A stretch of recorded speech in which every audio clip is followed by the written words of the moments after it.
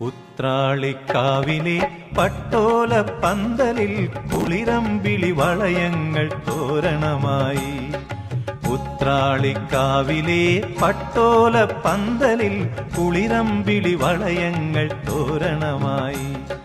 മഞ്ഞിലത്തുമ്പികളെ കൊഞ്ചിയുണർത്താൻ, മഞ്ഞിലത്തുമ്പികളെ കൊഞ്ചിയുണർത്താൻ അണിയറയിൽ പൂപ്പടതൻ ആരവമായി. ഉത്രാളിക്കാവിലെ പട്ടോല പന്തലിൽ കുളിരമ്പിളി വളയങ്ങൾ തോരണമായി.